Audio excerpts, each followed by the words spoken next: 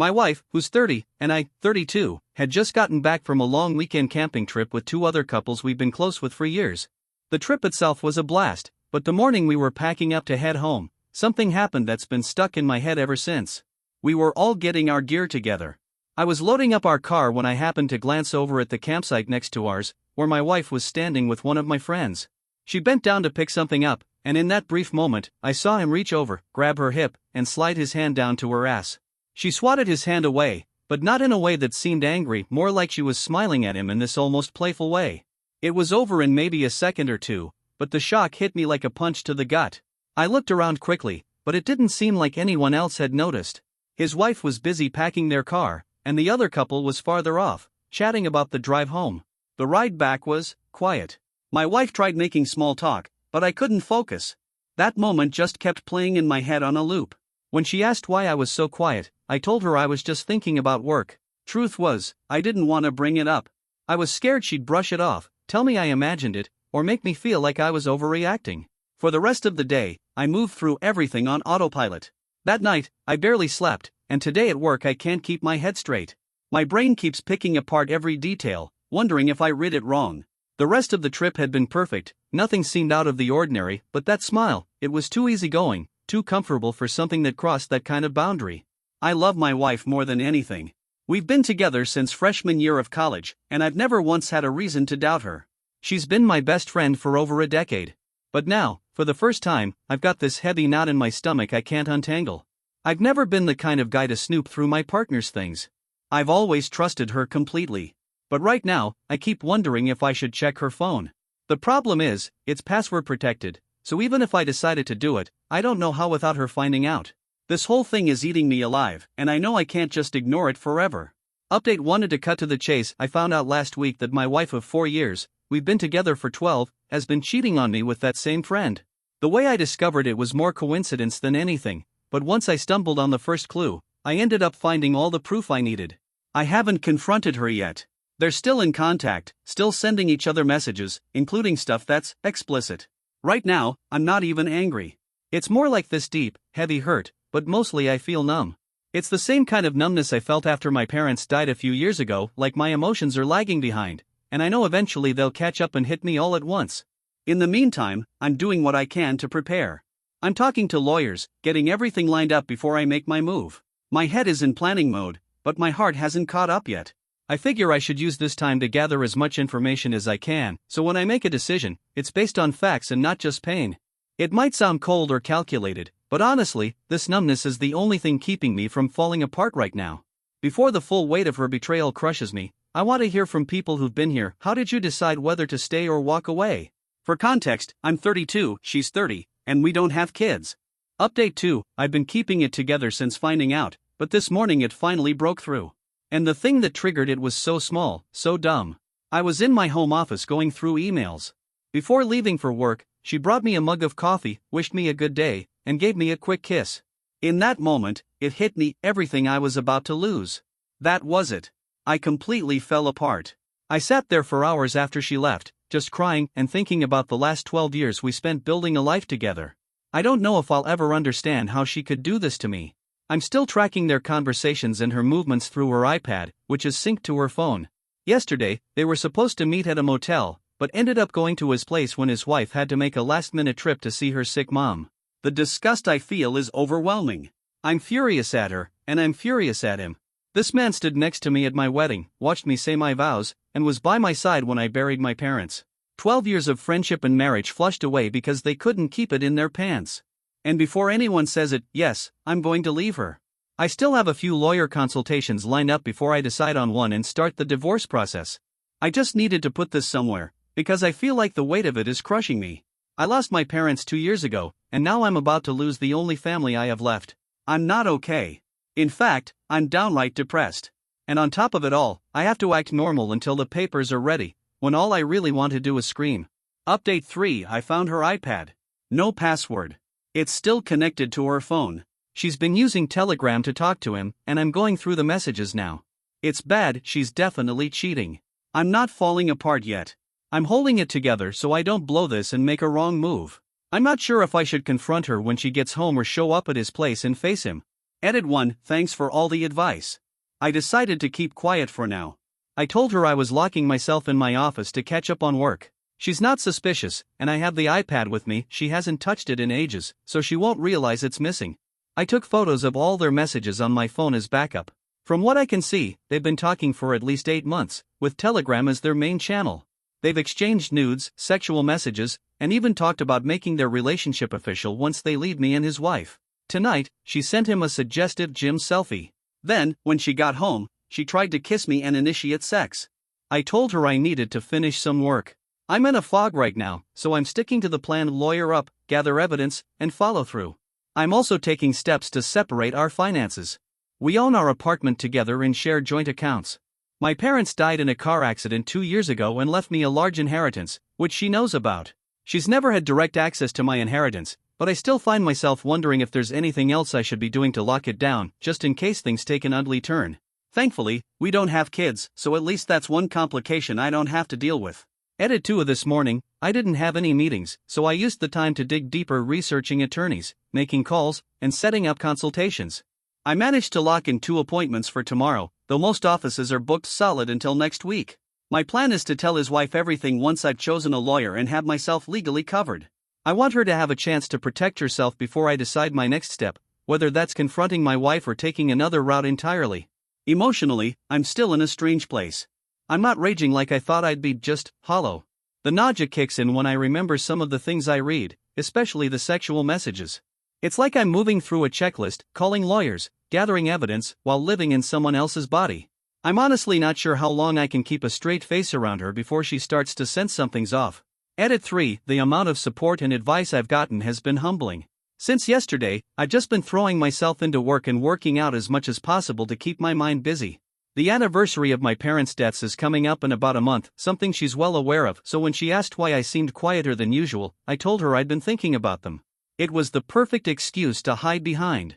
I've still got a lineup of lawyer consultations, most of them next week, but I have a couple scheduled for this afternoon. Once I know my legal options, I'll decide my next move. Edit 4. I ended up finding an excellent attorney, someone who managed to draft my divorce papers within a matter of days. They were filed this morning. We're in a no-fault state, which means all the proof I've collected, messages, photos, everything, won't actually matter in court. The upside is my inheritance is untouchable because I never used it for joint expenses.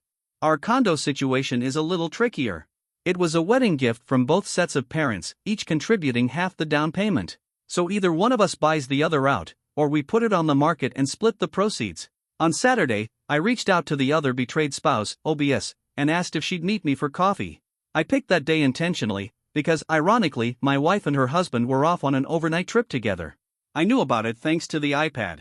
Their cover stories were almost laughable.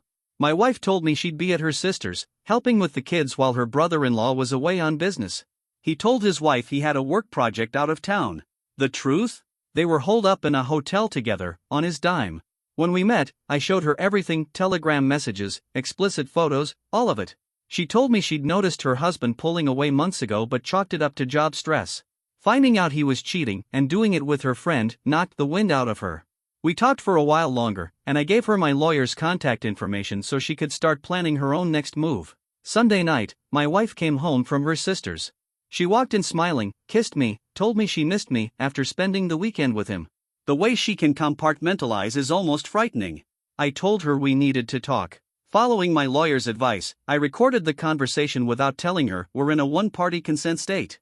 I started easy, asking her to promise she'd be honest with me. She said yes, but she looked nervous. I asked a series of questions. Do you love me? Are you happy with me? Have I been a good husband? Do I treat you well? She answered yes to every one. So I hit her with the real question: if that's all true, then why are you cheating on me? She froze for a full minute, completely blindsided, and then started denying it. We went back and forth until I told her to stop pretending I already knew the truth. Eventually, she admitted to kissing some guy at a bar a few months back during a night out with friends.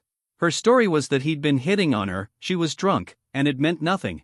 I couldn't help it, I laughed. The whole thing was just ridiculous. She hadn't only cheated once, she'd grabbed every opportunity she could.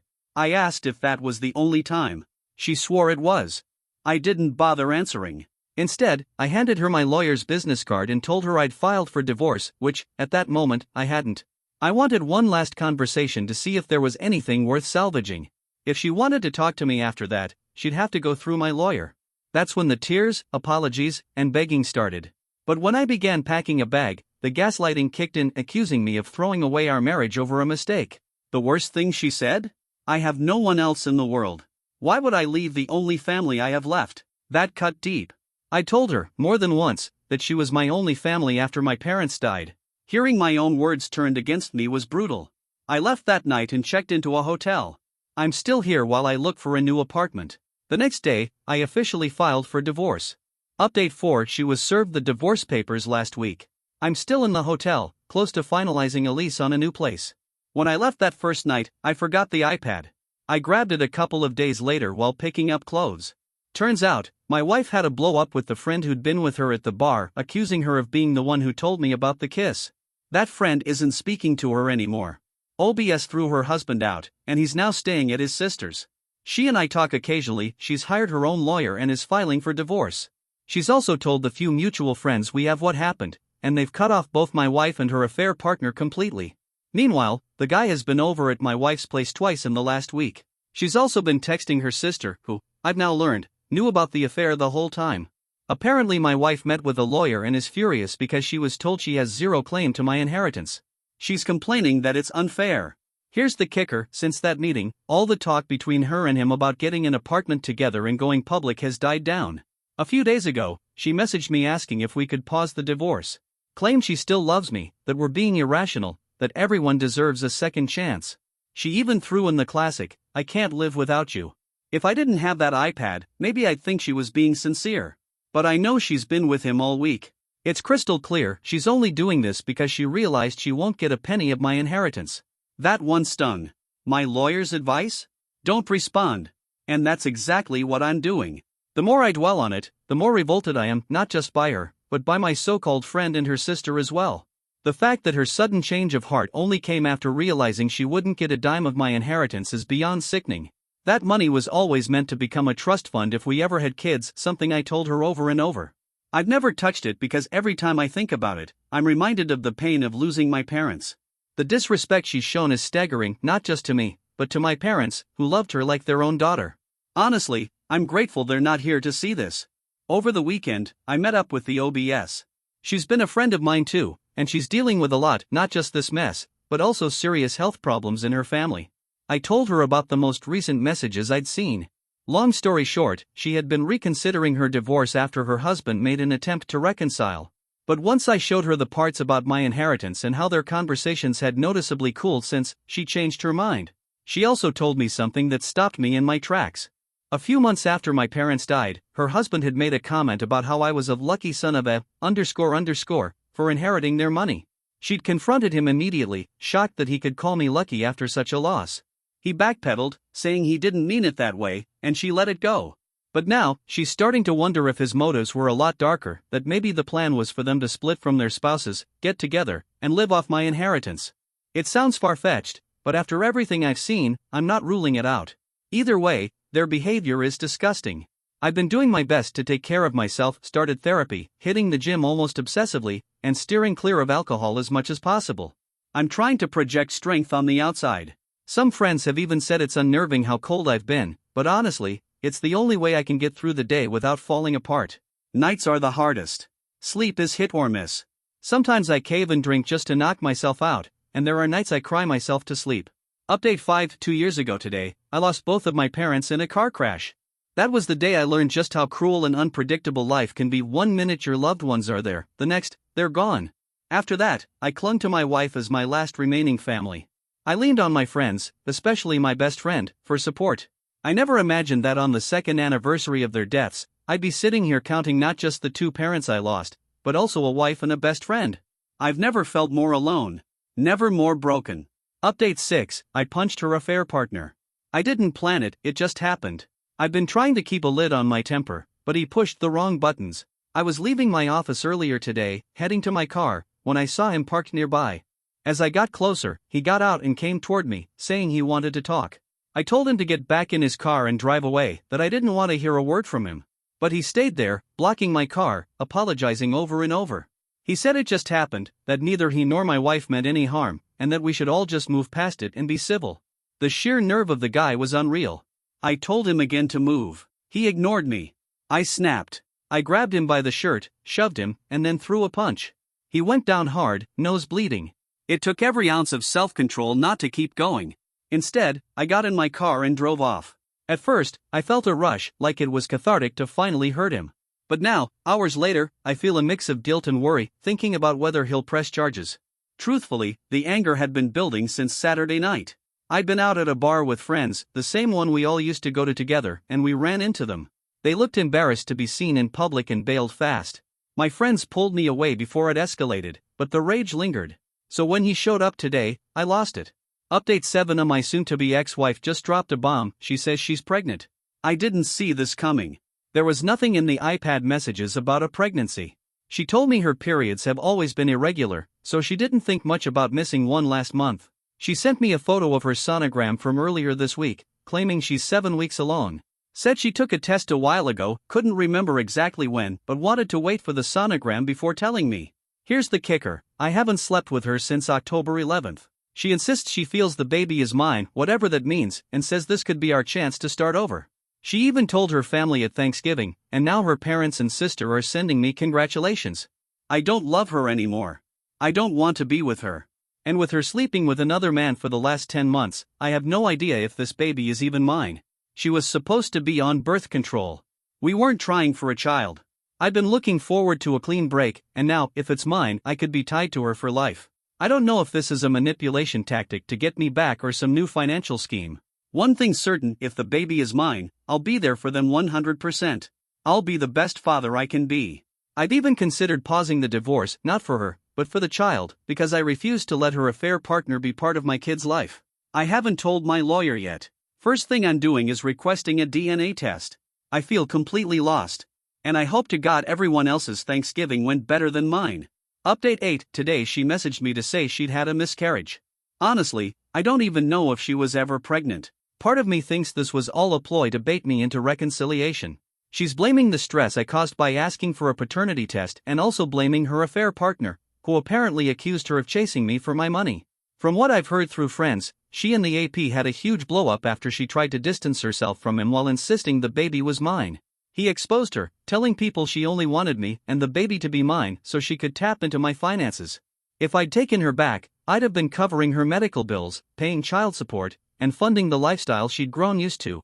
I never replied to her earlier messages where she tried to get me to accept responsibility for the baby. She'd even been sending me updates from a pregnancy app. It sounds harsh, but I think she realized I was serious about the DNA test and had to end the charade. Either way, it's over. I was terrified at the thought of being tied to her for another 18 years, so there's relief there. But, strangely enough, I also feel a flicker of sadness that I won't be a father right now. I just hope that someday, with the right person, I'll get the chance to experience fatherhood the way it should be.